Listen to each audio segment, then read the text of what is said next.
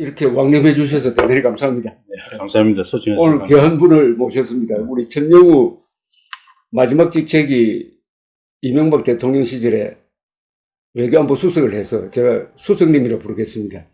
그냥 이사장을 부르시면 좋습니다. 예, 지금 한반도 미래포럼 이사장이십니다. 네. 그래도 간단한 양력을 소개해 드리겠습니다. 그러니까 1977년 제11회 외무고시 합격하셔서 외교관 생활을 하시고 2013년에 퇴임하셨으니까 39년이죠. 36년이죠. 네. 6년, 군대 생활 3년 합치면 39년을 나라를 위해서 봉직을 하셨는데, 중요한 경력은 이 외교통상부 외교정책실 실장 직후에 북핵 육자회담 수석대표를 네.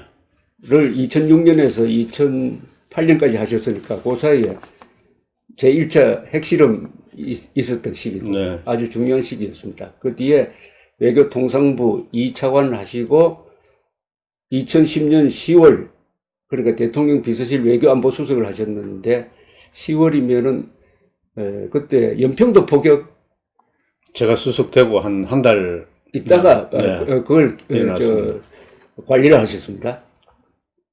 그리고 2013년 2월에 퇴임을 하시고 지금은 한반도 미래포럼 이사장이시고 최근에 천영우 TV라는 유튜브를 시작했습니다. 그 이야기부터 먼저 좀 해주시기 바랍니다. 어떻게 해서 시작을 하게 됐습니까? 뭐 제가 시작한 지 아직 뭐 한 3주일밖에 안 됐습니다. 3주밖에 안 됐나요? 네, 아직 뭐 근데 조 대표님께서 제 유튜브를 또 많이 홍보를 해주셔서 감사합니다. 제가 시작하게 된 것은 우리나라의 그 국운을 결정하는 데 있어서 뭐 우리나라의 어떤 흥망성쇠를 결정하는 데 있어서 사실은 외교안보 정책이 중요한 역할을 하는데 제일 중요하죠. 여기에 대한 담론이 좀 부실하다. 저는 그래서 이거는 다른 분야하고 달라서 외교안보 분야는 실제 현장에서 경험이 있는 분하고 없는 분하고 이게 좀 지식이나 경험에 있어 차이가 많이 나지 않습니까? 왜냐하면 대부분은 다 한 수십 년 동안은 비밀로 다뤄지는 일들이 많기 때문에 일반인들이 잘 모르는 그런 부분이 많습니다.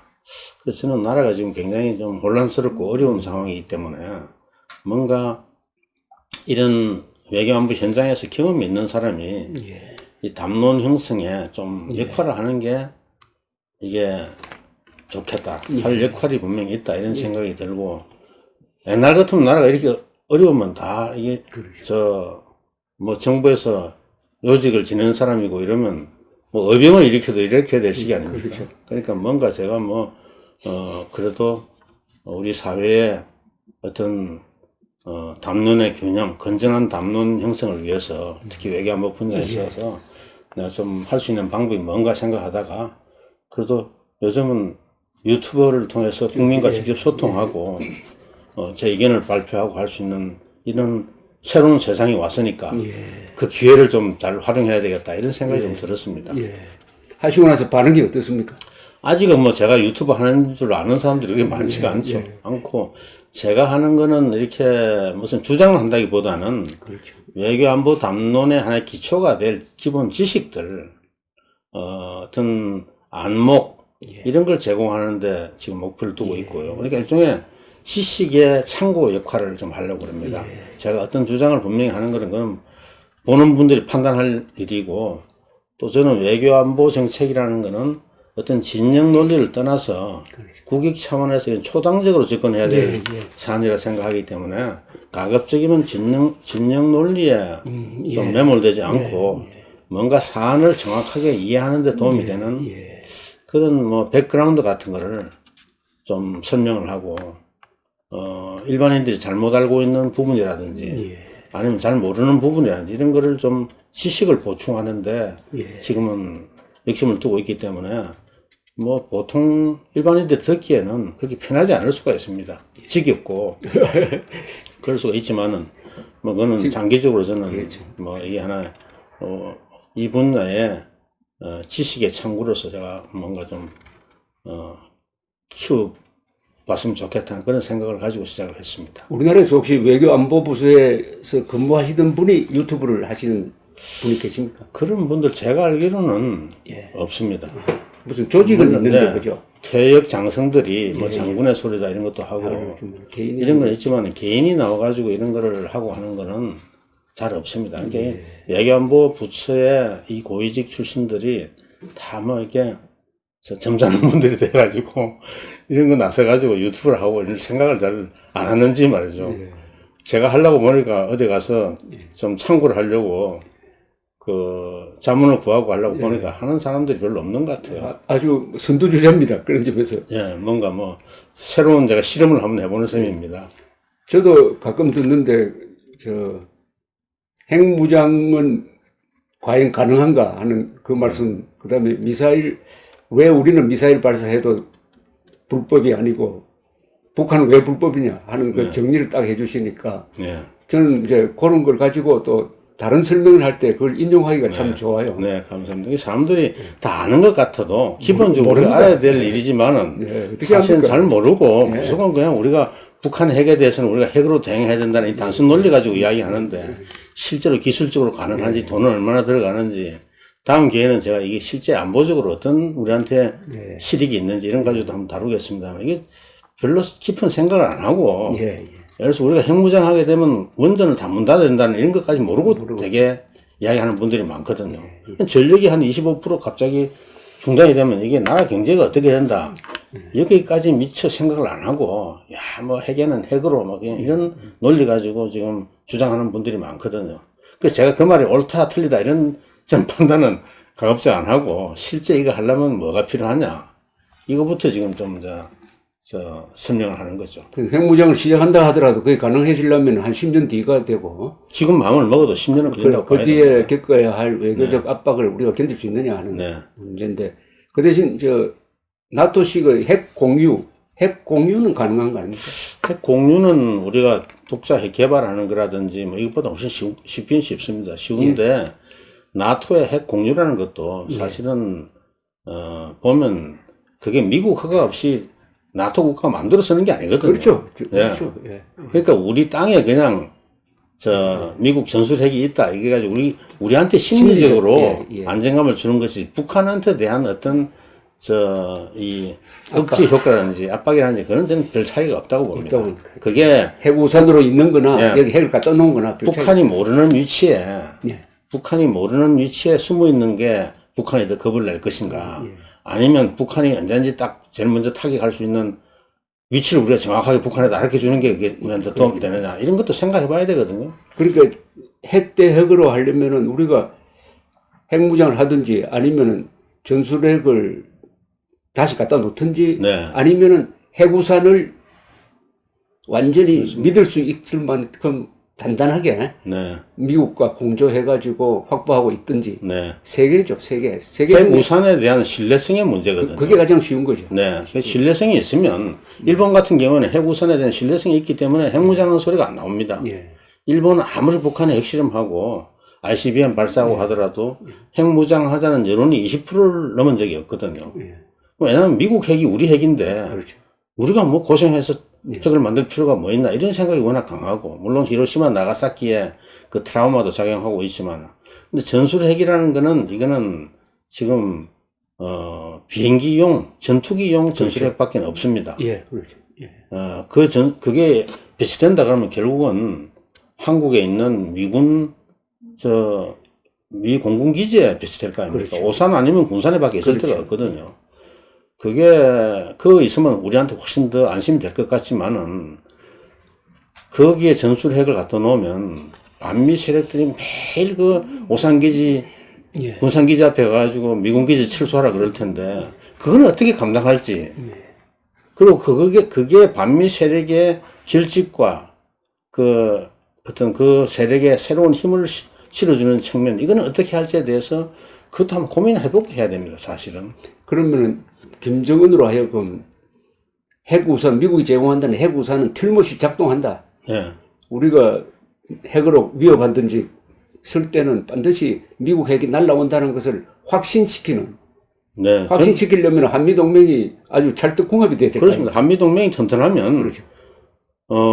당연히 북한이 핵을 가지고 우리한테 공격한다 그러면 미국이 당연히 핵으로 보복해 줄 걸로 믿겠죠.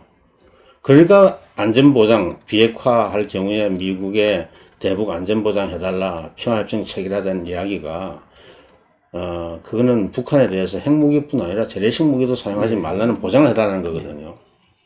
그걸 믿지 않으면 그런 뭐 보장이 사실 필요가 없는 거죠. 그러니까 지금 핵무장 이야기 아니면은 점수력 재배치 이야기가 나오는 게 이 정권이 사실은 이 정권뿐만 아니고 그 앞 정권 때도 한미동맹이 뭔가 믿을 수 없는 것 같다 하는 국민들이 불안감이 있으니까 우리가 핵무장 가져야 된다, 해야 된다, 핵 공유해야 된다.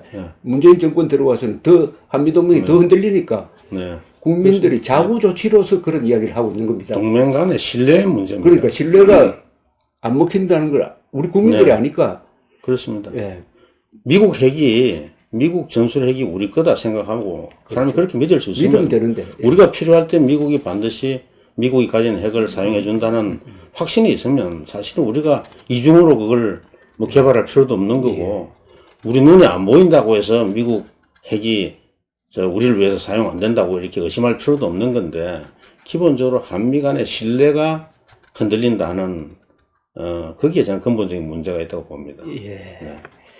우리 천영우 수석님의 TV는 제가 꼭 우리 구독자들, 조갑제 TV 구독자님들께도 보내드리고 싶은 게 이게 교과서입니다. 그죠? 교과서라서 이걸 들으시면 아주 쉽게 설명하십니다. 그리고 원래 말씀이 쉽지 않습니까? 우리 천 수석님은 글도 그렇고 말도 그렇고 아주 쉽게 하고 재밌고 이거 한번 들으면은 다른 데 가서 아는 체 할 수가 있으니까. 좋게 평가했습니다. 아닙니다. 정말입니다. 꼭 어떻게 보면 이게 자료가 쭉 쌓이면은 하나의 아카이브가 되고, 이 안보 문제, 외교 안보 문제에 대한 교과서 역할을 할 수 있고, 어떻게 보면 자동 응답기, 궁금하다 하면은 딱 누르고 들어가면은 이게 설명이 쫙 되는. 감사합니다. 제가 그런 용도로 사실 정말 만들어 보려고. 정말 좋은 TV니까 꼭 이렇게 구독을 신청하시고 다른 사람에게도 많이 권해주시기 바랍니다. 네, 감사합니다. 그 외교 안보 맡으셨으니까 좀 넓게 우리 군사 문제도 잘 아시잖아요. 외교 안보 수석 하셨으니까 요새 현업 문제 중에서 공수처라는 거 있지 않습니까, 그죠? 네. 그 공수처에 보면은 수사 대상자 명단을 쭉 적었는데. 뭐 대통령도 있고 가족도 있고 대법원장도 있는데 핵심이 판사, 검사, 경찰 요 세 직업군에 대한 수사권을 거의 독점적으로 가지게 되거든요. 여기에 현역 장성이 들어있어요.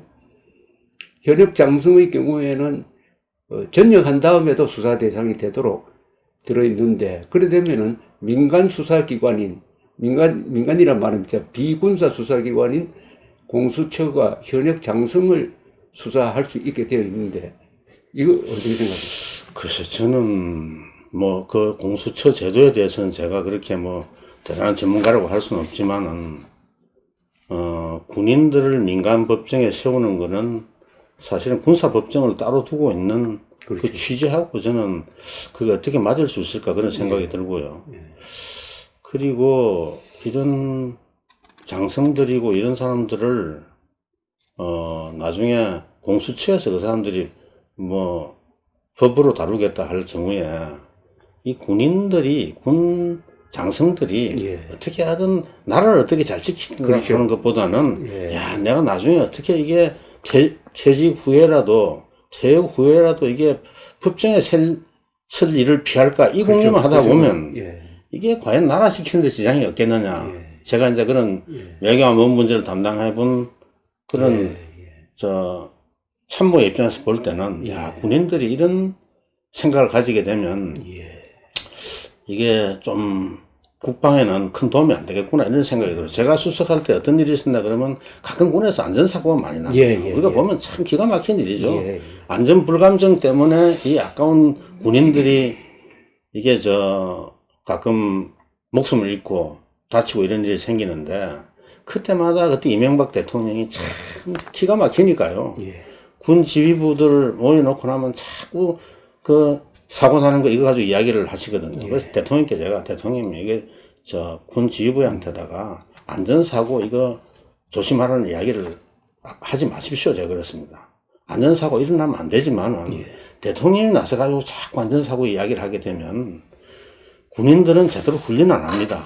이게 훈련하다 보면 사람이 다칠 수도 있고 뭐 여러 가지 사고가 날 수 있는데 절대 사고 날 만한 강도 있는 그런 훈련을 안 하고 결국 군이 이게 전체적인 국방력이 약화될 수가 있으니까 그거는 뭐 언론에서 그만큼 야단을 맞고 하기 때문에 그걸로서 군이 알아서 다 하도록 놔둬야지. 대통령 나서가지고 매일 안전사고 내지 마라 그러면 그 군의 제일 중요한 사명이 나라 지키는 건데 이 사람들은 그럼 안전사고 안 나는 게 마치 군의 제일 중요한 임무인 것처럼 그렇게 착각하게 되면 이거 별로 안 좋습니다.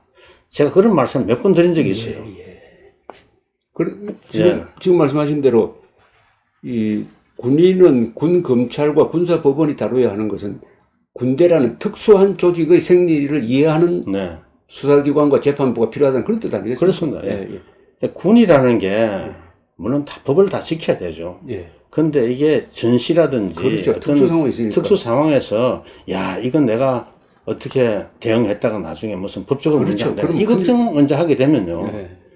그런 일이 생길 일을 아예 안 하려고 하는 잘못하면 생각이 되거든요. 간첩 사살했다가 이거 뭐 직권남용으로 걸릴 수도 있겠다. 그러니까 뭐 제가 거기에 대해서는 깊이 생각해 보지는 않았지만은 이런 군인들까지 그런 법으로 나중에 다 묶어가지고 현직에 있을 때도 어떻게 하든 내가 공수처에 불려가는 일이 없어야 되겠다는 걸 갖다가 그 사람의 평소에 머릿속에 그것만 생각하고 근무를 하게 된다 그러면 막 그것만 생각하고는 아니게 그게 중요한 그 사람이 자기 임무 수행하는데 그것부터 먼저 생각하게 만든다 그러면 그거는 저는 나라 지키는 데는 반드시 도움이 된다고 보지는 않습니다. 이 요새 아까 이 해부상과도 관계되는데 전시작전권 전환에 대해서 벨 사령관 그리고 브룩스 사령관 이런 분들이 아주 직설적으로 졸속으로 하면 안 된다고 비판하는데 요새 새로 등장한 논리가 북한이 사실은 핵무장한 상태인데 전시작전권이 전환됐을 때 미국이 가지고 있는 핵 전력을 운용하는데 장애가 있다. 그런 논리도군요. 그리고 전시작전권이 분리가 됐을 때 그러면 한국군 장성이 재래식 군사력만 운용하게 되어 있는데 핵 전력을 운용하는 미국과 과연 유기적인 협력이 되겠느냐. 그래서 안 해야 된다. 쉽게 말하면 북한 핵 문제 해결될 때까지 전시작전 전환 안 해야 된다. 그런 이야기를 아주 노골적으로 하던데요. 네. 그러니까 전시작전권을 빨리 전환한다는 그 주장하는 사람 그 사람들은 논리가 있고 하면 안 된다는 사람들은 그 사람들대로 다 타당한 논리가 있습니다. 근데 저는 이제 전시작전권을 능력을 갖추는 대로 빨리 전환해야 된다는 주장을 해가지고 저 보수 진영에서 뭐 상당히 저는 비판도 많이 받고 이런 사람인데 우리가 작전의 효율성 이런 것만 본다면 미국만큼 우리가 작전을 할 수가 없습니다. 그 사람들은 작전을 많이 해본 사람들이고 그리고 핵 전력이고 뭐 모든 걸 다 종합적으로 운영하는 사람들이기 때문에 그게 그 논리대로 하면 우리는 뭐 10년 가도 전시작전권은 전환하는 게 사실 불가능한 거죠. 그런데 이제 우리가 또 하나 간과하는 건 뭐냐 하면 우리가 지금 창군 거의 70년이 넘고 6.25 전쟁이 끝난 지가 60년 넘었는데 벌써 6년이 됐지 않습니까?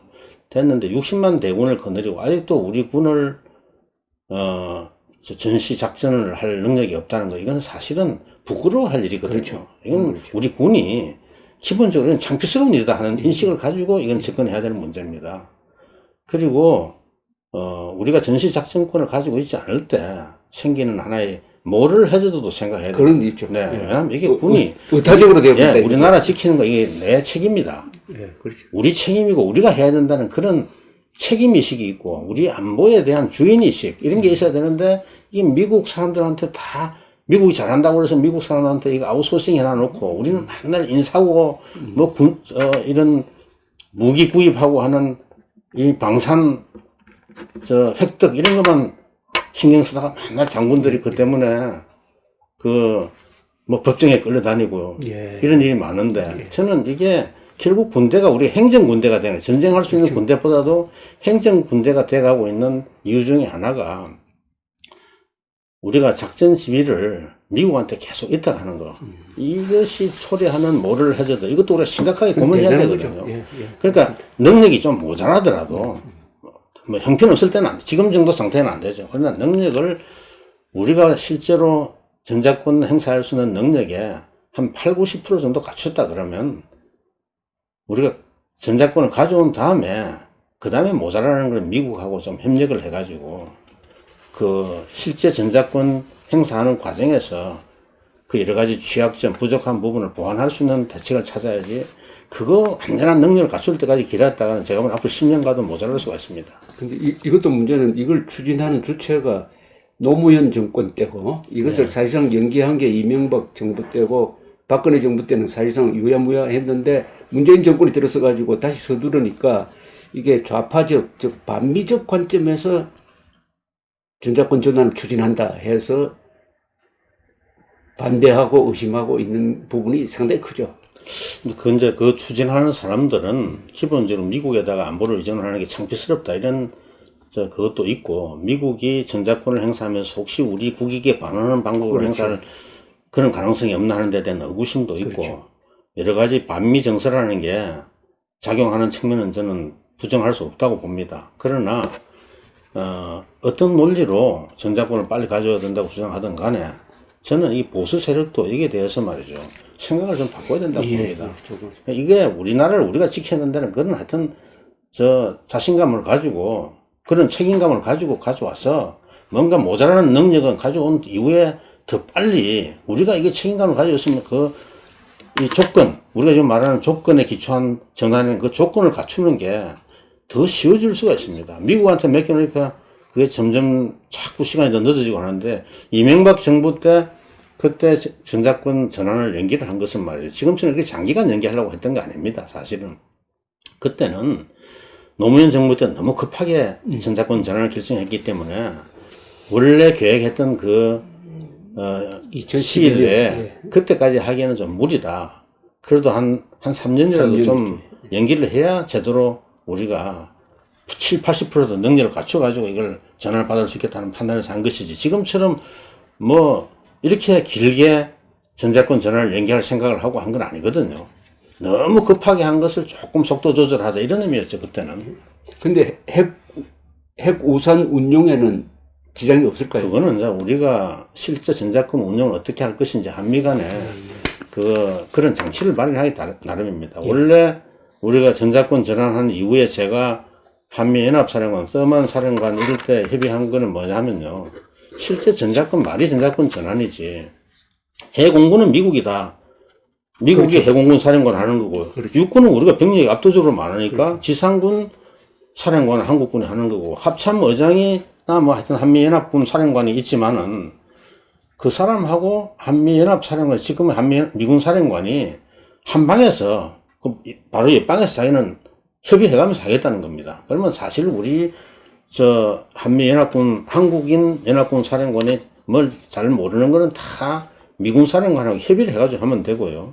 그리고 뭐 핵을 사용하고 하는 거 이건 사전에 다 시나리오가 있기 때문에 사전에 정해진 시나리오 가지고 전쟁 한 사흘 동안은 한 72시간 동안은 사전에 정해놓은 시나리오 가지고 다 그대로 가기 때문에 거기서 큰 상황 변동이 생기지 않으면 하나하나 결정해야 될 일이 그렇게 많지가 않습니다. 그 이후에 이제 완전히 북한이 초토화된 다음에 그때 이제는 우리가 변한 상황에서 어떻게 할 것이냐 가지고 협의할 일이 많지만은 초기에 북한 핵이 사용될 위험성이 있고 이럴 때는 사전에 다 정해진 시나리오 가지고 늘 점검해 가면서 저는 하는 방법이 있다고 봅니다. 충분히.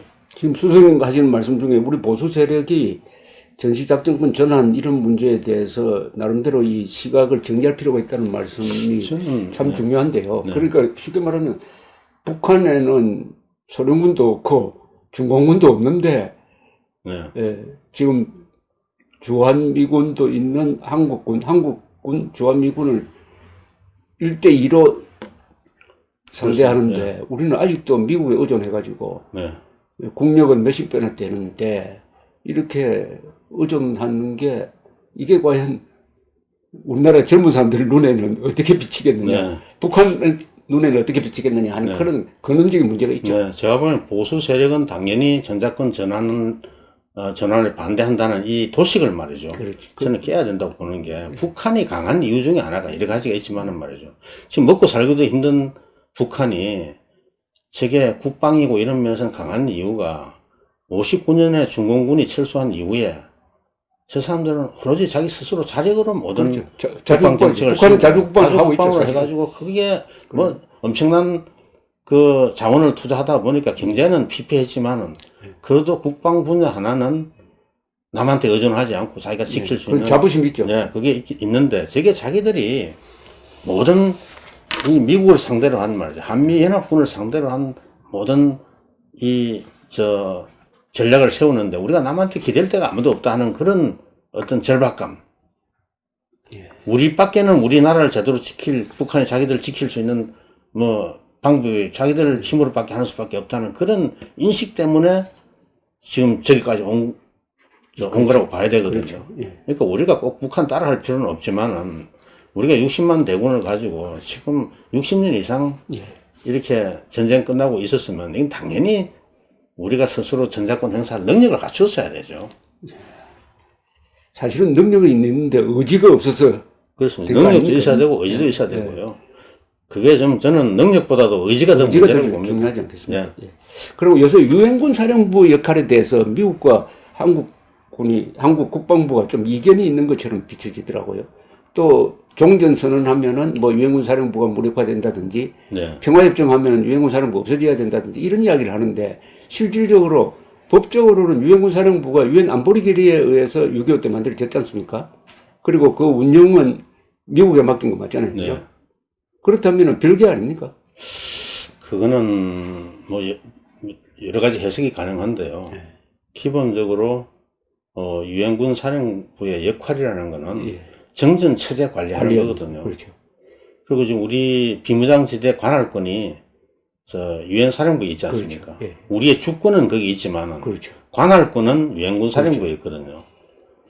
그런데 이게 이제 정전 체제가 종료되면 종전선언 가지고는 안 됩니다. 안 되죠. 평화협정이 체결되고 평화 체제가 이게 완전히 수립되면 그리고 그게 발효가 되면 유엔군 사령부가 사실은 할 일이 없어지고 정전 이제 그 임무가 바뀌어야 됩니다. 임무가 바뀌겠죠. 그러니까 예를 들어 평화 체제를 관리하는 뭔가 새로운 메커니즘이 있어야 될지는 모르겠는데 그거는 뭐 이제 북한하고 협의를 해가지고 지금 유엔군 사령부를 평화체제 관리하는 그런 사령부로 개편하는 방법도 있지만은 기본적으로 지금 형태의 유엔군 사령부를 유지할 어떤 정치적 정당성, 근거 이거는 뭐 거의 없어진다고 봐야 됩니다. 그거는 평화협정 맺을 때 아닙니까? 평화협정이 쉽게 말하면 평화협정이 정전협정을 대체하는 거 아닙니까? 종전선언 한다고 해가지고 네. 전쟁 상태가 휴전 상태가 해소되는 건 아니거든요. 그렇죠. 예, 종전선언은 평화협정의 제일 중요한 조항입니다. 대부분의 전 세계 평화협정이라는 거는 제1조가 종전선언으로 그렇죠. 시작되거든요. 그러니까 그 평화협정이 발효되기 전에 나오는 종전선언은 앞으로 평화협정 체결하겠다는 그렇죠. 의사표시에 불과한 그러니까 겁니다. 종전선언은 절차를 거칠 필요가 없는 거죠. 그거는 이제 앞으로 평화협정 체결한다. 노력한다. 그쪽 방향에 노력한다. 의사를 확인하는 거에 불과하지. 그럼 뭐 그런 선언은 이미 많이 나왔잖아요. 법적으로는 아무 의미가 없습니다. 아니 4.27 선언도 그런 내용을 다 담고 있고 뭐 9.19 군사합의도 다 담고 있는데 뭐 또 새로 해가지고 그럼 북한이 요구하는 미국의 대북 적대 정책 포기 그 중에 중요한 게 평화 체제와 대북 안전 보장 뭐 이런 게 있지 않습니까? 그걸로 가는 한 중간 단계로서 뭐 종전선언이 하나 있으면 좋겠다 이런 뜻이지 그게 평화 체제를 대체할 수 있는 건 아닙니다. 평화 체제가 발효돼야 완전한 이 휴전 체제가 평화 체제로 대체가 되는 것이지 그 전에 하는 선언이라는 거는 정치적 의사 표시에 불과한 겁니다. 그다음에 지금 문재인 정권이 지금 시간에 쫓기는 거 하나가 오는 11월 22일이면은 한일군사정보보호협정이 말하자면은 발효가 아니라 파기한 게 효과를 발효가 발휘하는 날이 되니까 그 전에 네. 이걸 다시 취소해달라는 압박이 공공연하게 미국 쪽으로부터 들어오고 있는데 이거 어떻게 되겠습니까? 저 어떻게 될지는 모르겠습니다만은 그거는 제가 보는 그때까지 한일 관계가 특별히 뭐 바뀔 아무 새로운 요소가 없거든요. 예. 한일 관계가 그대로 있는 상태에서 우리 정부가 그걸 다시 살릴지 저로서는 그 지소미아 파기 결정할 때 그 마음 상태가 그대로 남아 있다면 실제로 파기 원인은 하나도 달라진 게 없는 상태에서 그 할 수 있을까?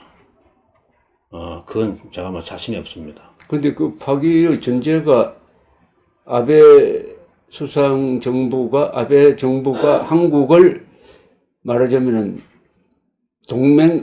동맹이라기보다는 이 안보적 측면에서 불신한다. 네. 그러니까 그 불신하는데 어떻게 정보교육 공유를 할 수 있겠냐 이런 논리였거든요. 네. 근데 안보 면에서 불신을 하지 않잖아요.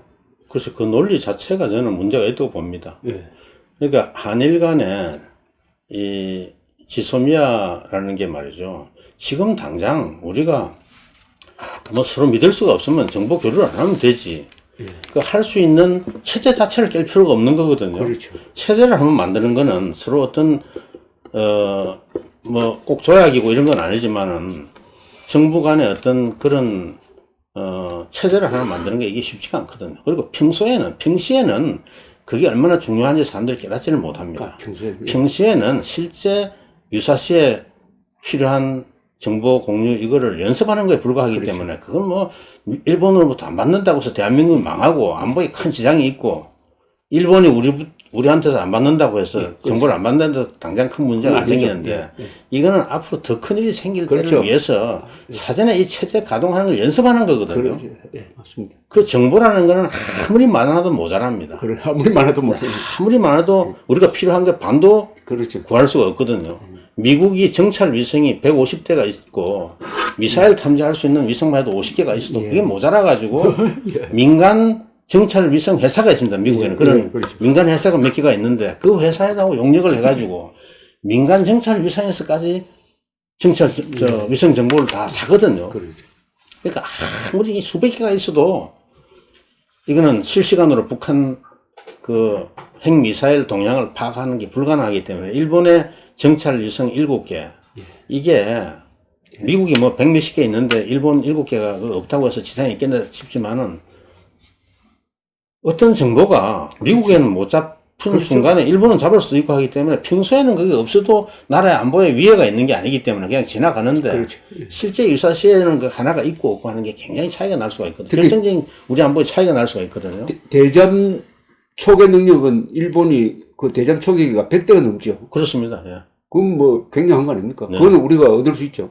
그것도 있을 수 있는데 북한 잠수함이라는 게 그렇게 뭐 일본 대잠 초계기가 다니는 데까지 멀리 나가는 건 아니고 그거는 북한 그 잠수함 기지에서 거기서 뭐 가까운 데 왔다 갔다 하는 거기 때문에 실제 대잠 초계기 가지고 잡은 경우는 그렇게 많지는 않지만은 원양 작전을 하기가 어렵습니다. 북한 해군 가지고는. 그거는 옛날 동해에서 잡히고 하는 거는 그 정도 동해, 속초, 뭐 강릉까지는 내려올 수 있지만은 그게 원양 작전할 만한 그런 능력은 아직까지 못 갖췄다고 보는 거죠. 그러니까 일본 정찰기가 잡을 수 있는 해역까지 북한 잠수함이 지금은 안 다니지만 앞으로는 또 얼마 다닐 수 있거든요. 그렇죠. 앞으로 북한이 SLBM을 실전 배치를 하고 SLBM을 실을 수 있는 그런 큰 잠수함이 뭐 여러 척 돌아다닌다 그러면 그것도 제가 보기에는 일본 잠수함이나 미국 잠수함이 있는 데까지는 안 나가겠지만은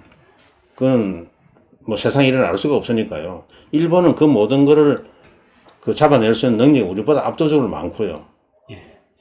하기 때문에 우리는 지금 우리가 없는 것을 우리는 한 대도 없는 정찰 위성 이걸 공짜로 일본 정찰 위성을 우리가 서로 관계만 좋으면 얼마든지 이용할 수 있기 때문에 예산 측면으로 따지면 그 우리가 몇 조 원 사실 덕을 보는 거거든요.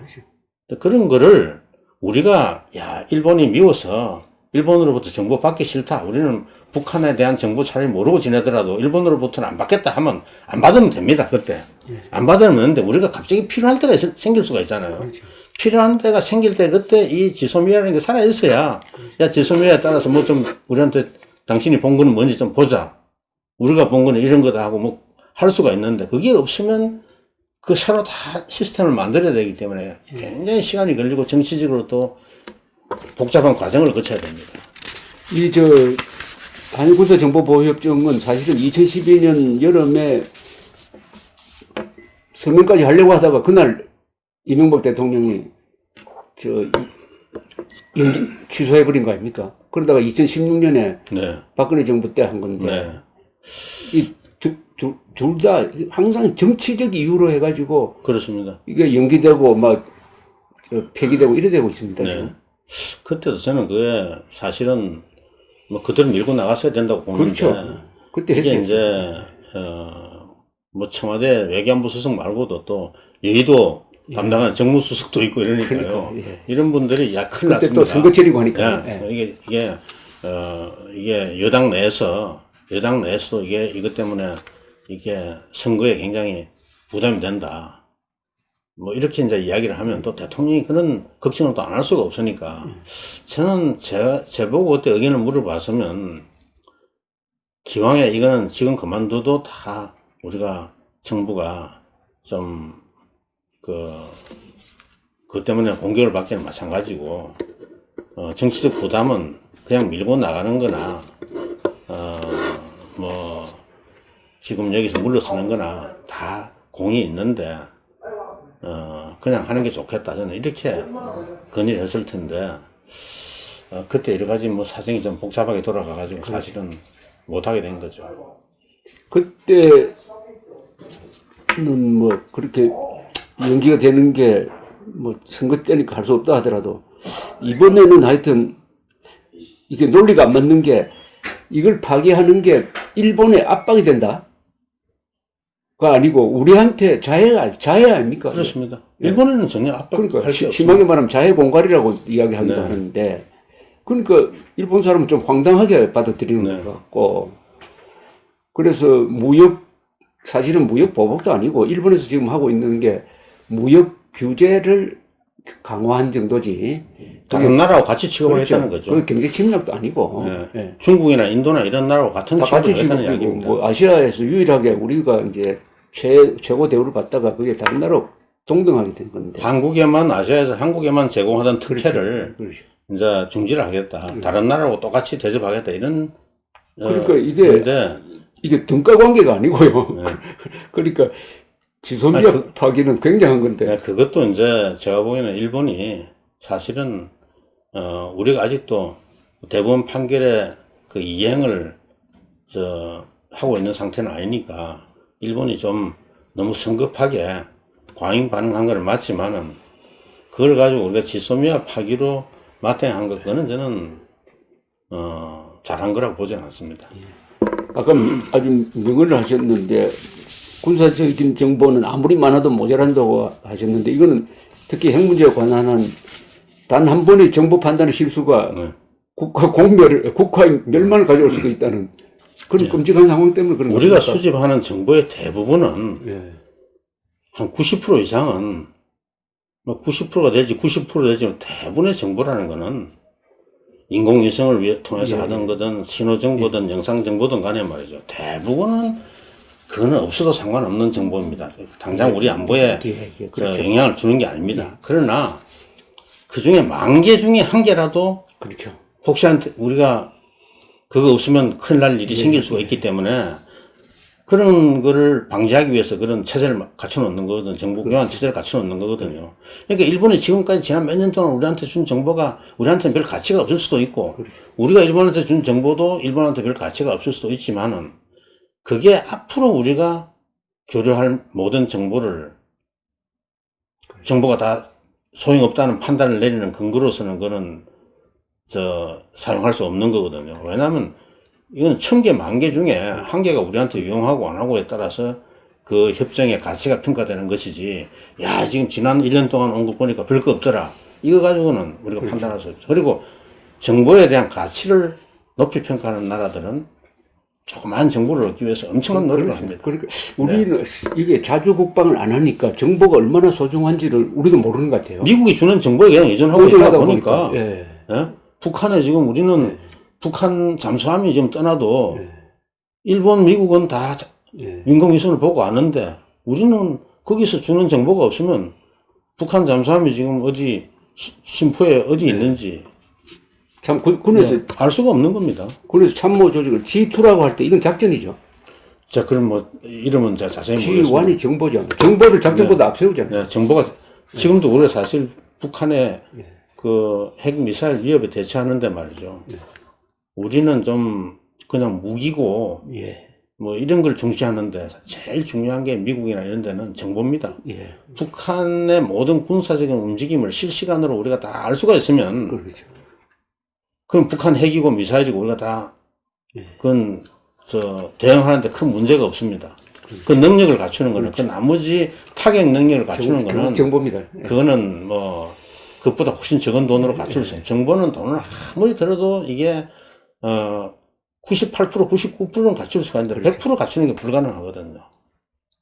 그렇기 때문에 거기는 사실은 지금보다 훨씬 많은 투자가 필요합니다. 일본과 지소미아가 있다 하더라도 우리는 대북 정보 수집하는데 훨씬 더 많은 좀 투자를 해야 됩니다. 그러니까 정보 판단 실수를 하면 어떻게 되는 게 그게 그 날고 기는 이스라엘도 1973년 욤키풀 전쟁을 사실은 미리 알지 못했잖아요. 너무 늦게 알았거든요. 기습을 당한 거죠. 네, 너무 알기는 알았습니다. 그런데 마지막에 언제 사다트가 시나이 반도로 쳐들어온다는 확신을 갖게 된 게 8시간 전이더라고요. 8시간 전에 그때 골다미에서 내가 회의를 소집을 했는데 8시간 뒤에 친다. 그럼 어떻게 할 거냐? 그럼 우리가 선제 공격을 할 거냐? 선제 공격하면 미국이 우리 편을 안 든다. 우리가 또 침략자가 되니까 8시간 뒤에 얻어맞는 것을 알면서도 얻어맞는 선택을 하더라고요. 그렇게 해야 국제적으로 도움을 받을 수 있다. 다만 이제 예비군의 비상을 걸죠. 그런데 8시간 이거 가지고는 안 됐잖아요. 그래가지고 시나이 반도 뭐 거의 다 빼앗기고 해가지고 나중에는 마지막에는 원자폭탄 쓰는 것까지 검토를 했을 정도인데 그러니까 뭐 모사드도 있고 무슨 아만이란 조직도 있고 했는데도 그렇게 하는데 그게 이제 67년 전쟁에서 한번 이겨가지고 이게 좀 자만했죠. 자만에 빠지면 정보 실패가 나올 수가 있습니다. 그게 참 무서운 건데. 그럼 우리는 또 종심이 뭐 너무나 얕으니까. 그런 점에서 요새 지금 이제 끝났네. 한 일주일 동안 한국 안전 훈련이라 해가지고 지금 민방위 훈련을 종합적으로 했어요. 하는데 지금 지금 끝났습니다. 며칠 전에. 프로그램을 보니까 뭐 지진 대피 훈련, 뭐 원전 사고 대피 훈련은 있는데 핵미사일 대피 훈련은 우리 절대 안 합니다. 핵미사일 대피 훈련은 한 적이 없어요. 저는 그 큰 잘못이라고 봅니다. 그리고 저 행정안전부 장관 왜 안 하느냐? 이거 하면 국민들이 불안하기 때문에 안 한다. 이래 버려요. 그건 참 뭐 제가 보기에는 국민의 생명과 안전을 너무 가볍게 얘기는 저는 처사라고 보는데요. 우리가 뭐 그렇게 비싼 돈 들여가지고 핵미사일 대피 시설 만들지 않고 공터에 그렇죠. 제가 작년에 이스라엘 가가지고 모든 그 대피 시설을 직접 가서 봤거든요. 유치원에도 말이죠. 유치원 학생 100명, 200명 있는 유치원에도 대피 시설이 최소한 2-3개씩은 다 있습니다. 어린애들이 뭐 7, 8살 된 어린애고 한 5살 된 어린애도 1, 2분 내에 다 피할 수 있는 시설이 다 있습니다. 그 조그만 유치원에도 어느 방향으로 뛰든지 간에 어느 방향으로 사이렌 듣고 뛰어가든지 간에 대피소가 다 있어요. 그 대피소에 들어가면 말이죠. 미사일 정도 맞아가지고는 안 다치게 다 만들어 놨습니다. 그게 지하 시설 만들면 들어가는데 시간 걸리잖아요. 평지에 다 만들어 놨어요. 똑같은 평지에 만들어 놨는데 그거는 좀 철판 같은 거 넣은 강화된 콘크리트 건물을 만들어 가지고 천장도 그거는 미사일 같은 거 뚫지 못할 정도로 강하게 만들어 놨는데 우리가 공원이고 공투고 이런 걸 곳곳에다가 그런 것만 해놔도요. 지진보다는 이 미사일이고 포가 훨씬 더 강한 거니까 피해 위험성이 많은 거니까 그거 만들어 놓으면 거기 제일 먼저 달려가면 지하 주차장이고 달려가는데 시간 걸리고 할 테니까 공터든 어디든 그런 걸 만들어 놓으면 그 속에 뛰어들어가면 되거든요. 제가 보기엔 그게 뭐 큰 돈이 스위스처럼 전부 다 지하시설을 스위스 전 국민이 다 숨을 쓰는 지하시설을 안 만들어도 우리는 지하시설은 있는 시설마다 사실 아파트마다 지하 주차장이 있고 지하철도 많이 있고 지하 상가도 있고 하기 때문에 지금 공터에다 달려가다가 어디 빨리 숨을 수 있는 이 대피소 이런 것만 있어도 북한 미사일과 장사정포 이런 거는 피해를 다 막을 수가 있거든요. 근데 거기에 대해서 왜 정부가 전혀 대책을 안 세우는지 뭐 그거는 제가 보기에는 보수 진보 할 거 없이 우리 역대 정부들이 거기에 더 많은 저는 대비 태세를 갖췄어야 맞다고 봅니다. 지금 일어나고 있는 이걸 직설적으로 이야기하면은 김정은이가 핵미사일 쏘았을 때 어떻게 하면은 수도권에 있는 사람들이 많이 죽도록 만들 거냐 하는 쪽으로 연구를 거듭해가지고 만들어낸 정책이 삼불 정책, 네. 사드 추가 배치 안 한다. 그 다음에 뭡니까 미사일 디펜스를 미국과 같이 만들지 않는다. 네. 한미일 동맹 미국 MD 시스템 강화하지 않는다. 그리고 핵 미사일 방어 훈련하지 않는다. 이러면은 될 수 있는 대로 북한 핵 미사일 맞고 많이 죽으라는 정책 아닙니까? 이거는 많이 죽으라는 정책이지. 북한이 뭐 핵 미사일 사용하기 더 쉽게 만드는. 그러니까 네. 유혹을 네. 소면은 끝나겠구나. 대피가 안 돼 있으니까. 네. 어떻게 보면 자꾸 이렇게 유발하는 구타 유발자 역할을 지금 하려고 하는데 그 11월 말에 한 아세안 합동 정상회담 있잖아요. 네. 거기 김정은 옵니까? 제가 보기에는 올 이유가 없다고 봅니다. 예. 그냥 그게 아시안 정상들을 위해서 우리가 하는 회의인데 거기에 김정은이가 아무리 눈치가 없더라도 자기가 올 자리가 아니다는 것 정도는 알 겁니다. 김정은이 온다 그러면 자기만을 위한 자기가 한반도 전체 지도자로 최고 지도자로 수왕을 받을 수 있는 그런 어떤 모양새를 갖춰서 오지. 그리고 서울 시민들의 열광적인 환영을 받을 수 있는 그렇죠. 예? 그런 상황에서 오지. 자기만을 위한 행사를 해도 지금 올까 말까인데 다른 행사하는데 니 덜러리로 좀 와서 자리를 빛내달라. 이게 올 만큼 그렇게 눈치 없는 사람은 아니라고 봅니다.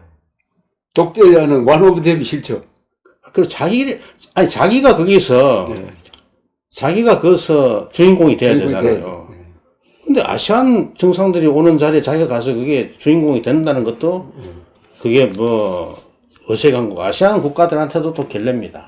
그렇죠. 아시안 정상들도 자기들을 위한 그렇죠. 우리가 정상회담에 왜 다른 사람이 와가지고 쇼를 뺏어가느냐. 김정은이 오면 그쪽 중심으로 거기 다 모든 스포트라이트를 그렇죠. 김정은이 다 받고 자기들은 그 많은 아시안 정상들이 와가지고 김정은을 위한 잔치에 자기들은 완전히 덜러렸었구나 하는 기분을 느낄 텐데 이게 아시안 정상들을 위해서도 그거는 굉장히 우리가 결례고요.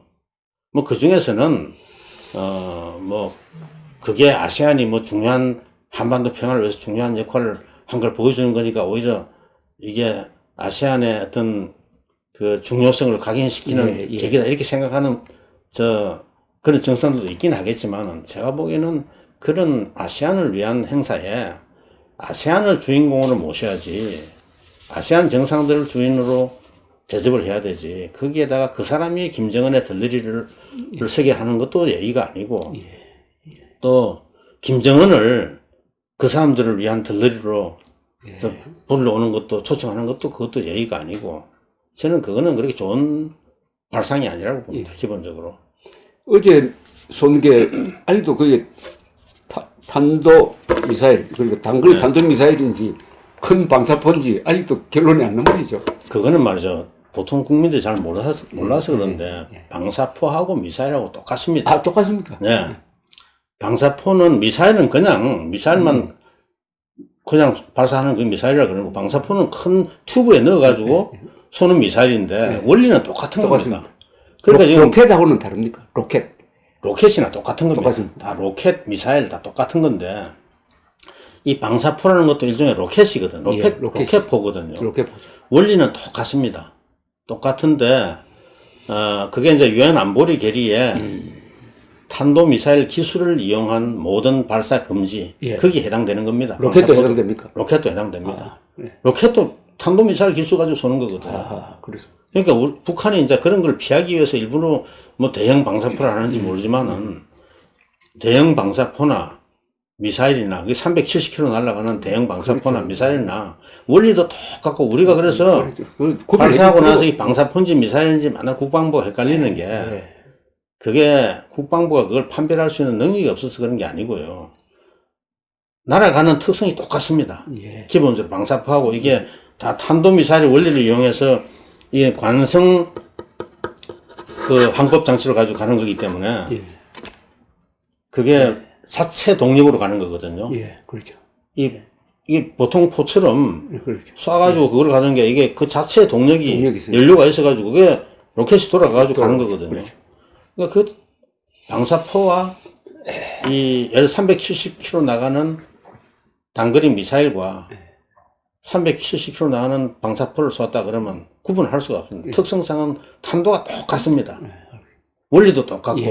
그러니까 그걸 가지고 뭐 어떻게 부르느냐 하는 문제죠. 그렇죠. 그걸 해줄 필요가 없네요. 야, 그건 구분이 아무 의미가 없습니다. 필요가 없어요.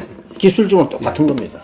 어제 일본 대응을 제가 이렇게 유심히 살펴보니까 매우 빠릅니다. 일본에서는 4시 반부터 해상보안청, 방위성, 그 다음에 뭐 국토교통부가 하는 그 조직, 그 다음에 나중에는 아베 수상이 6시에 나와서 기자들에게 엄중 항의하고, 그 다음에 여당이 긴급회의를 해요. 자민당이 긴급회의를 하더라고요. 그러니까 국가기관이 순식간에 총동원되는 걸 봤습니다. 그리고 저 중국 통해서 북한에 항의하고 놀랍던데요. 일본은 북한 미사일에 대해서 굉장히 민감하죠. 예. 그러니까 이제 연습을 한번 해보는 것 같아. 국가가 어떤 식으로 작동하는지. 연습도 연습이지만 그 사람들은 기본적으로 북한 미사일에 대해서 우리보다 훨씬 더 민감한. 일본은 이제 저 사람들의 방어 개념이라는 게 어떻게 보면 완벽주의적인 방어를 하는 거예요. 그러니까 북한 미사일 중에서 일본에 날아갈 수 있는 미사일은 한국에 날아올 미사일에 제가 보기에는 뭐 5분의 1도 안 됩니다. 그렇죠.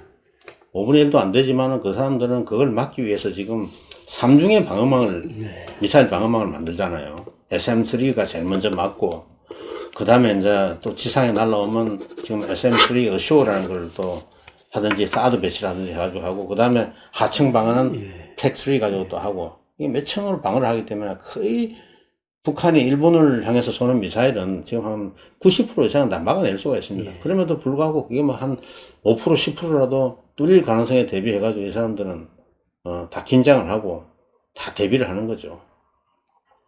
지금 연평도 포격이 2010년 10월 23일, 10월 23일. 그때 수석하셨죠? 네. 우리 가끔 모이면 이런 이야기를 합니다. 그때 이명박 대통령 찬스를 놓쳤다.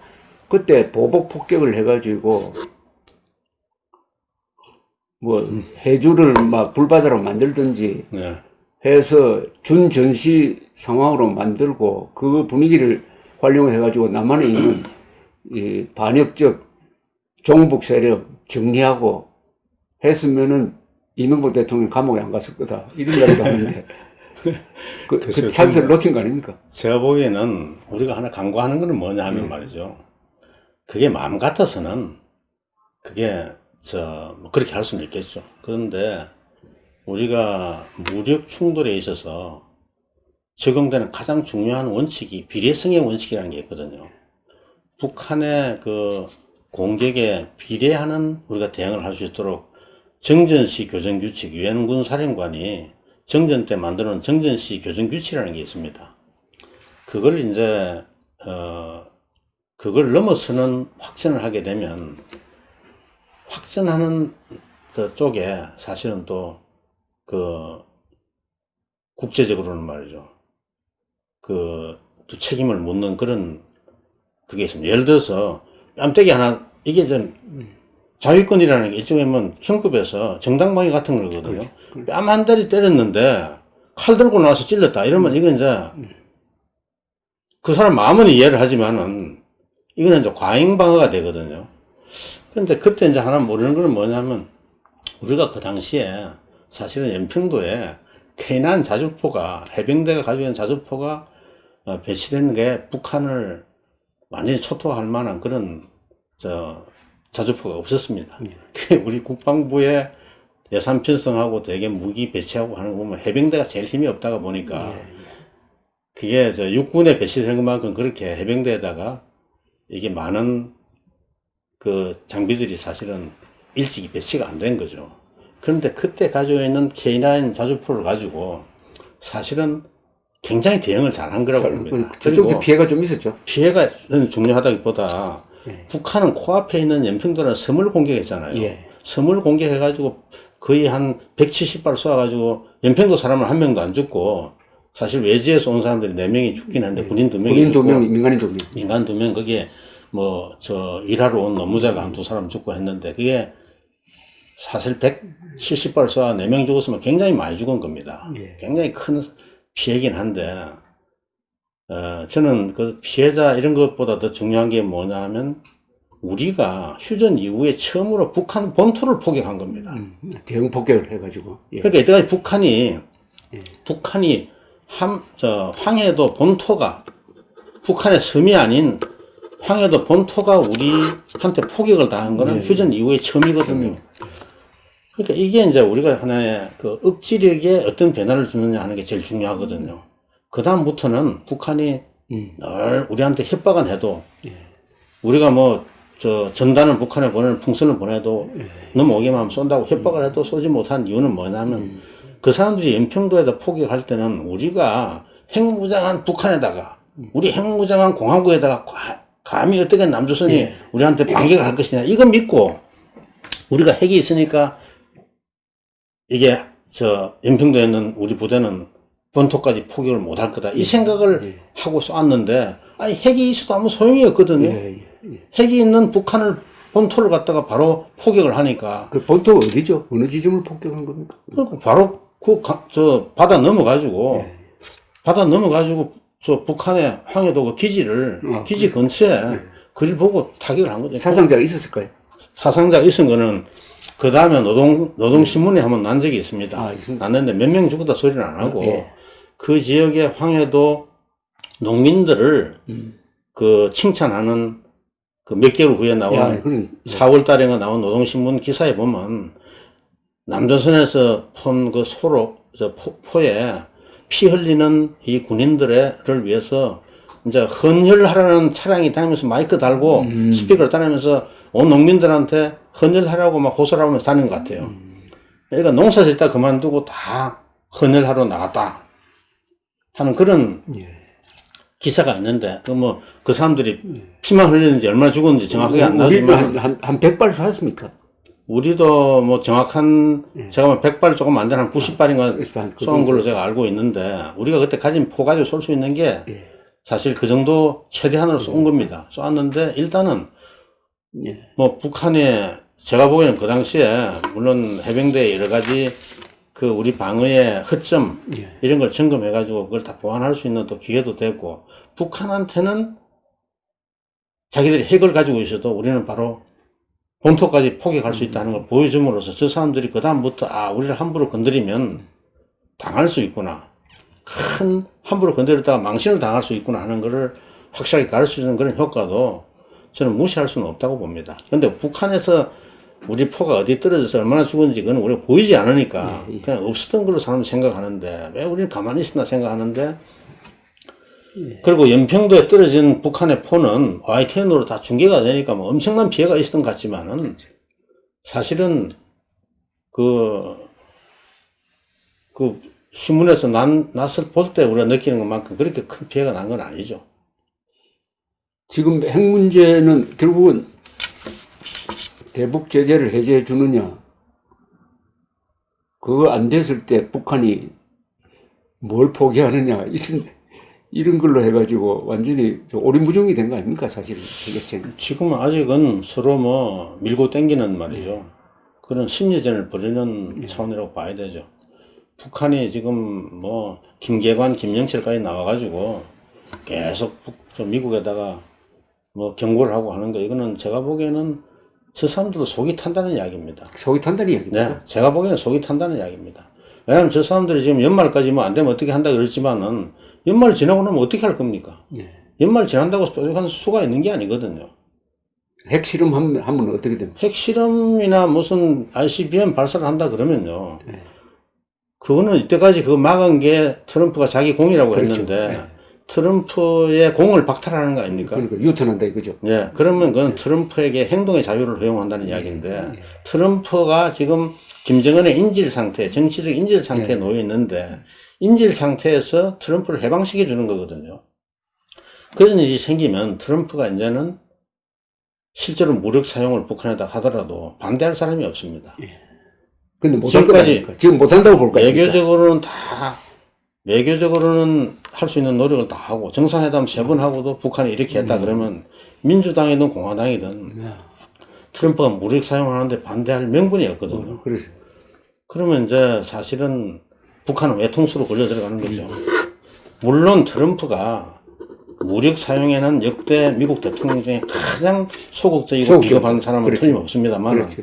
그걸 북한이 100% 확신할 수가 없잖아요. 그건 그렇죠. 만에 하나 트럼프가 이게 지금 탄핵 무슨 국면 이런 것 때문에 국내적으로 어렵고 수가 있지. 대선 가도에 뭔가 지금 굉장히 상황이 어려워진다 이럴 때 북한이 무력 사용의 자유를 트럼프한테 허용했을 때 트럼프가 그 유혹을 느낄 수가 있거든요. 평소에 이 사람은 무력 사용하는 거 안 하지만 이게 뭐 포탄 알이가 아까워서라도 이 사람은 사용하기 싫은 사람이지만은 이게 내 대선에 도움 된다 하면 그죠. 특대형 호재가 될 수 있구나. 그렇죠. 그런 생각이 들면 또 이 사람은 전혀 정반대 방향으로 갈 수가 있는 사람입니다. 그렇기 때문에 김정은으로서는 ICBM 쏜다든지 핵실험 한다든지 할 경우에 굉장한 자기는 그냥 이건 자기 운명을 걸고 해야 되지 그냥 트럼프를 한번 시험해보겠다 이렇게 하기는 너무 리스크가 큽니다. 제가 보기엔 굉장히 이거는 좀 조심을 해야 될 겁니다.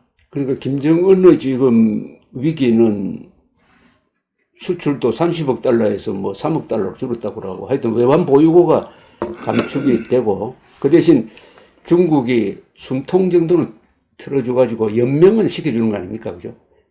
그러니까 연명 상태로 계속 가면은 장기적인 권력의 안정이 이루어지느냐.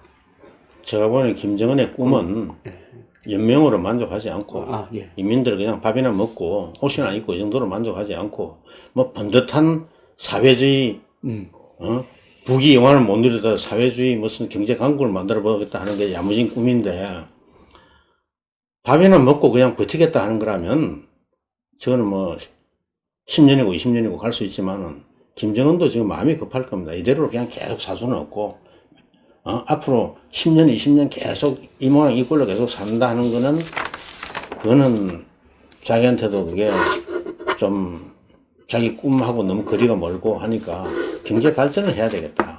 경제 발전에 필요한 범위 내에서는 미국하고 딜을 해야 되겠다. 핵은 완전히 다 내놓지 않더라도.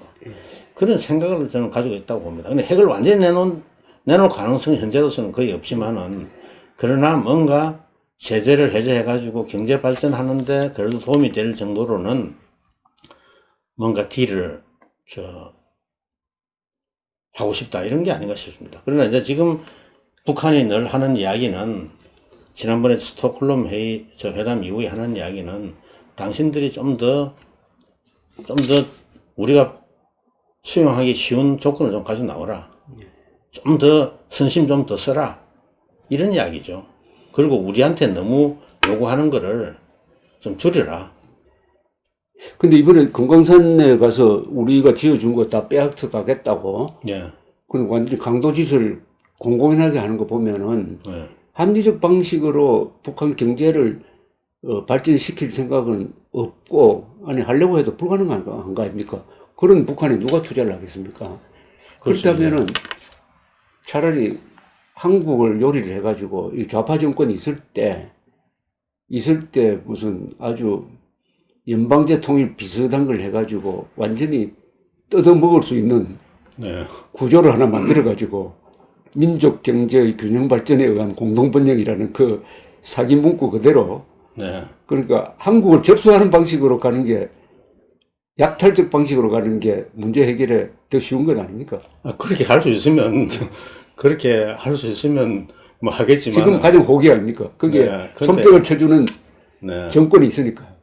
그렇더라도 저는 북한이 연방제 통일이라는 거는 우리 보수 진영에서 연방제 통일을 걱정하는 분들이 많은데. 그렇죠. 저는 북한이 원하는 거는 연방제 통일인지 그게 좀 의심스럽습니다. 그렇습니다. 예. 왜냐면 연방제 통일을 하든 어떤 통일을 하든 간에 김정은이 자기 권력의 일부를 양보를 해야 뭐 합의 통일이 될 거 아닙니까? 아무리 우리 진보 정부하고 뭘 한다 하더라도 북한이 원하는 걸 그대로 다 주는 통일은 불가능한 거거든요. 그러니까 그거는 제가 어떻게 국민 투표도 붙여야 되고 하는데 그게 무슨 정부가 원한다고 해서 그대로 되겠습니까? 그런데 김정은이 자기는 통일 안 하면 북한 지도자로서 앞으로 뭐 50년, 60년도 자기는 더 할 수 있다고 생각하는 사람인데 연방제 통일해서 자기 권력을 일부라도 양보를 하고 그 일을 왜 하겠습니까? 그래서 제 생각에는 말은 통일하지만은 김정은이 원하는 거는 미국의 적대 정책 하에서 시달리지 않는 독립 미국의 간섭에서부터 자유로운 미국의 군사적 압박에서부터 자유로운 어떤 그 주권국가, 당당한 주권국가로서 자기는 인정받고 싶은 거. 그러고 주민들도 좀 잘 살게 만들고. 그 다음 통일은 그거는, 그냥 레토릭으로 하는 소리지. 통일을 하고 싶다 그러면 제일 좋은 방법은 말입니다. 지금 김정은한테는 연방제 통일보다 더 쉬운 게 있습니다. 대한민국의 지금 선거법에 따라서 대통령 선거고 국회의원 선거를 하자. 그렇죠. 그렇게 할 수 예? 있죠. 남북한 동시선거, 한반도 전체, 한반도 전체에서 통역. 지금 예를 들어서 무슨 우리 여당에서 내놓은 선거법 있지 않습니까? 그대로 해가지고 한다 그러면 대통령 선거 하더라도요. 북한은 99% 나와가지고 99%다 지지할 테니까. 남한에서 좀 표가 할 거고. 남한에서는 투표를 해봐야 60% 넘기 힘듭니다. 60% 넘기 힘든데 여기는 뭐 60% 나와가지고 40% 받으면 대통령 되는 나라니까 말이죠. 이게 결국은 지금 대통령 선거 제도로 하면요. 이 2차 투표가 없이 결선 투표제가 없이 지금 1차 투표로 끝난 시스템이 되면 김정은이가 그냥 바로 대통령 될 수 있거든요. 있어요. 북한 표 다 얻고 그럼 99% 투표해가지고 얻고 남한에서 표를 뭐 한 5%든 10%든 얻고 하면 김정은은 40% 이상 득표하는데 큰 문제가 없다고 볼 겁니다. 근데 김정은이가 그렇게 되면 연방제는 권력을 나누는 거지만은 지금 대통령 선거 제도를 하면 지가 대통령 돼가지고 완전히 정권을 다 행사할 수 있는데 물론 의회 권력은 또 그거는 또 국회 선거법을 어떻게 하느냐에 따라서 북한이 다수의석을 다 차지하기는 어려울 수는 있겠지만은 일단은 그래도 투표자 수 가지고 말이죠. 비례 대표 숫자를 늘린다든지 이런 방식으로 하게 되면 지금 국회에서도 제1당이 되는데 큰 문제가 없을 수가 있거든요. 그렇죠. 그래 되면 이거는 자기가 바로 통일 대통령이 될 수 있는데 안 하는 이유는 임기가 5년밖에 안 되니까 지금 관심이 없는 겁니다. 네? 그러니까 우리가 사실 개헌하지만 제일 중요한 거는 대통령 선거법을 통일되기 전에 안 고치면요.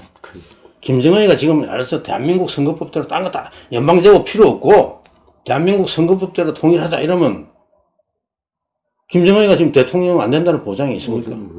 그러니까 그게 제일 쉬운데 자기는 5년밖에 안 되는데 자기를 종신 대통령을 시켜주는 식으로 개헌 안 한다면은 지금 그렇게라도 할 이유가 없는 거죠. 자기가 중소기업의 오너로 평생 하는 게 낫지 대기업에 뭐 5년짜리 CEO 하는 거 그건 자기는 관심이 없다 이런 가능성이 많거든요.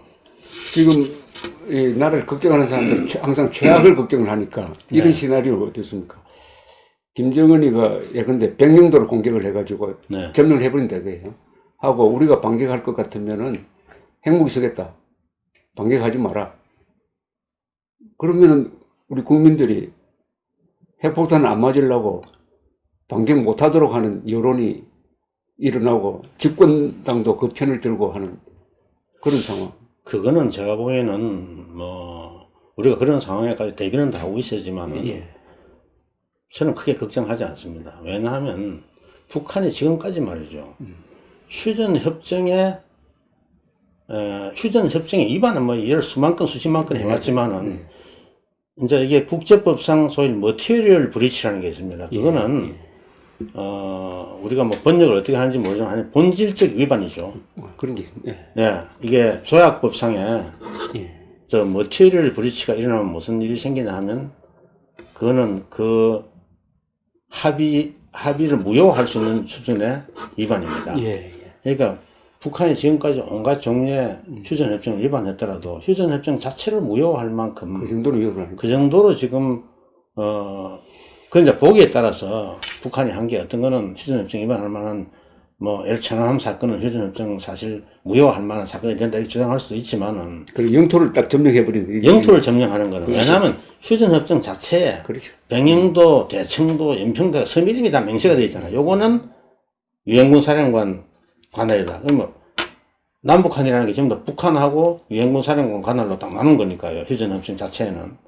그러니까 그거는 북한이 서명하고 중국이 서명한 휴전협정에 백령도는 대한민국 영토다 하는 거를 인정했잖아요. 그러니까 대한민국 영토를 공격한 게 되거든요. 그러려면 국제적 반격이 들어가. NLL을 침범한 거하고 다릅니다. NLL은 휴전협정이 없는 거기 때문에 그거는 유엔군 사령관이 일방적으로 그어놓은 거기 때문에 우리는 지킬 의무가 없다는 주장을 하더라도 제3자가 볼 때는 NLL 침범한 거 가지고 휴전협정에 대한 그 위반이다 이렇게 주장하는 데는 좀 법적으로 무리한 점이 있거든요.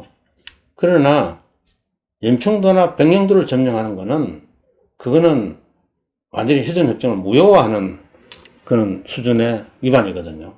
그러려면 그거는 휴전 이전 상태로 돌아가자는 이야기입니다. 그러니까 국제적 대응이 일어날 거다 이거죠. 그거는 휴전 이전 상태로 돌아갈 수 있는 권리를 참전 16개국한테 제공하는 거거든요. 근데 그런 도발을 하게 되면 그건 이제 하려면 자기들이 북한이 망하는 방법이 여러 가지가 있는데 자기들이 그런 식으로 망하겠다고 결심을 하면 망하기로 결심하면 못할 건 없지만은 북한이 그 백령도를 차지하기 위해서 망할 필요는 아마 김정은이가 느끼겠느냐 그런 생각이 듭니다. 근데 이제 푸틴이 말하자면 크리미아를 그런 식으로 빼앗아 가버렸잖아요. 크리미아를 뺏어간 거는 말이죠. 그래도 법적인 근거가 있습니까? 근거를 주장한 거는 뭐냐면 크리미아에서 국민 투표를 했지 않습니까? 크리미아에 사는 사람들이 대부분 다 러시아 사람이거든요. 우크라이나 사람보다는 거기는 러시아 사람이 많고 그러니까 그 국민들한테 그 사는 주민들한테 의사를 물어보자. 그리고 사실 크리미아라는 거는 그거는 원래 러시아 사람들이 많이 사는 곳인데 우크라이나를 무마하기 위해서 그게 스탈린 때인가 브루스초프 때인가 말이죠. 그걸 우크라이나가 떼준 거거든요. 원래 러시아 땅. 원래는 러시아 땅이었습니다. 그게. 근데 그게 이제 우크라이나가 그렇죠. 우크라이나를 갖다가 이 소련 진영에다 묶어놓기 위해서, 소련에다 묶어놓기 위해서 일종의 뇌물로 갖다 바친 건데, 이제 우크라이나하고 지금 관계가 나쁘니까 그걸 뺏어간 거지만은 그걸 가서 무력으로 점령했다, 뭐, 본질은 무력으로 점령한 거는 다름없지만은, 그래도 이거는 주민 투표를 거쳐 주민들한테 의사를 물어본 거거든요. 그렇죠. 그 크리미아 이회인지 어딘지 하여튼 주민들의 의사를 물어보는 절차를 거치기 때문에 그거는 법리로 따지면요 이게 민족 자결주의 그 주민들의 자결권이 우선하느냐 아니면 국경선 불가침이라는 말이죠. 영토 무력에 의한 또 강압적인 그 국경선 그 변경이라는 그런 그게 더 국제법 위반이 더 중하냐 하는 가지고 그건 논란의 여지가 있습니다. 그래서 그거하고는 백령도라는 거는 북한이 자기 영토라고 주장한 적이 없고 그거는 휴전협정을 무효화하지 않고는 백령도는 점령할 수가 없습니다. 그래서 백령도 점령한다는 건 군사적으로도 어렵습니다. 북한으로 봐서는 굉장히 그거는 일개 여단이 있지만 북한군이 몇 개 사단이 투입돼야 그 점령할 수 있는 데거든요. 그렇기 때문에 제가 그 백령도의 전략적 가치라는 거는 북한의 그 몇 개 사단을 그 맞은편에다 그렇죠. 묶어두는 효과거든요. 그렇죠. 그렇죠. 그러니까 그거는 상당히 그 우리가 수도권에 집중될 수 있는 북한의 화력을 백령도, 연평도로 이렇게 분산시키는 거. 이게는 전략적으로 우리한테 굉장히 의미가 있습니다. 그런데 제가 보기에는 그런 걱정 안 하셔도 됩니다. 그리고 또 굉장히 거칠게 네. 뭐 이렇게 상상이라는 것은 거칠게 하는 거니까 국내 한국의 지금 좌우 대결이라든지 이런 게 사실은 지금 말로 하는 내전 상태거든요. 네. 총을 안 잡았지. 그래서 이제 피를 흘리는 내전 상태는 아닌데 이런 내부 분열이 있는데 이걸 북한이 이용을 한다면은 예컨대 재래식 군사력으로라도 기습 남침해가지고 수도권의 강북의 서울을 포위한 상태에서 현위치 휴전하자. 현위치 휴전 안 하면은 핵무기 쓰겠다. 이렇게 나올 수도 있으면은 네. 대책이 있습니까? 우리 군은 그런 상황에 다 대비를 해야 되죠. 모든 전쟁 계획이고 하는 건 다 대비를 해야 되는데 그건 결국 전면전 하자는 이야기죠. 그렇게 전면전이죠. 전면전 하게 되면 그건 결국 한미연합군이 다 총동원돼 가지고 그걸 격퇴하고 북한의 그 완전한 종말까지 그거는 확보를 해야 되는 상황을 만들어내는 건데.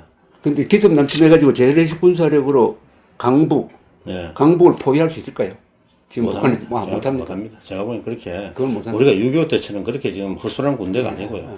군인들이 지금 다 휴대폰도 마음대로 쓰고 군기는 아무리 약해졌다 하더라도 그건 평시의 일이고요. 실제 상황이 벌어지면 우리가 지금 재래식 무력이라든지 이런 거는 북한의 장사선포 진지도 다 파괴할 수 있는 그런 무기도 다 개발이 되어 있고 실제 북한 군이라는 거는 기동을 할 수가 없습니다. 그렇죠. 탱크고 트럭이고 이 사람들은 기름도 없고요. 이게 기동을 할 수가 없고. 그리고 또 재래식 군사력으로 남침한다면 사전에 알게 되죠. 그렇습니다.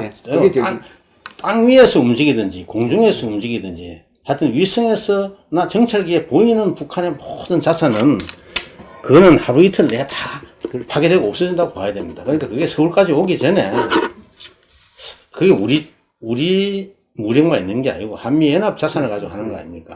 그러니까 그거는 북한이 넘어오기 전에 북한의 모든 우리가 알고 있는 모든 군사 시설은 며칠 내에 다 제거가 되고 없어진다고 봐야죠. 그럼 마지막으로 한 여쭤보고 싶은데. 북한 그것도 북한이 망할 수 있는 방법 중에 하나인데 제가 보기에는 좀 피를 많이 흘리고 망하는 그런 것도 우리 군은 늘 생각해야 되지만은 실제 그 가능성을 볼 때는 북한이 그런 식으로 굳이 망하려고 선택할 것이냐 하는 거는 저는 조금 그것보다 더 망하기 더 좋은 방법이 많이 있는데 제일 고생 많이 하고 망할 길을 굳이 선택하겠냐 하는 그 말씀 드리니까 상당히 안심이 됩니다. 그럼 마지막으로 하나 여쭤보고 싶은 것은 이 문재인 대통령이 지난 2년 몇 년 동안 상당히 김정은 만나고 해서 국제적으로도 유명해지고 했지만은 이제 모든 게 지금 제대로 안 되니까 이 시점에서 문재인 대통령이 달라질 가능성은 없습니까? 달라진다는 것은 그 사람 이념이 달라지는 건데 대북관이 달라지는 거고 한미 동맹에 대한 기본적 시각이 달라지는 것. 큰 대목에서 달라지지 않을까요? 그거는 제가 장담을 할 수가 없습니다. 제가 그만큼 문재인 대통령 잘 알지는 못합니다. 근데 지금 사람의 생각이라는 게 저는 그렇게 쉽게 안 바뀐다고 보고요. 젊은 사람들 같으면 생각이 좀 바뀔 수도 있겠지만은 저는 그 생각이 쉽게 바뀔 거라고 보지 않고 또 혼자 결정할 수 있는 일이 아니고 그 주변에 있는 사람들을 하고 다 의논을 하지 않겠습니까? 제가 보기에는 그렇게 근본적으로 바뀔 것 같지는 않습니다. 바뀌려면 국민 여론이 확 바뀌어가지고 압도적 여론이 형성돼가 이런 식으로 대북 정책을 펴면은 지지율 5%로 떨어진다 하는 것을 본인이 실감할 때 바뀌겠죠. 아직 그 정도의 여론이 형성되지 않는 거는 저쪽에서 내세우는 이른바 민족 공조, 우리 민족끼리라는 게 효과가 있어요. 그리고 그게 내 정책이 잘못됐다 하는 것보다는 국민들한테 제대로 이게 납득을 못 시켜서 그렇다 이렇게 생각할 수도 있죠. 그렇죠. 예. 아이고 감사합니다.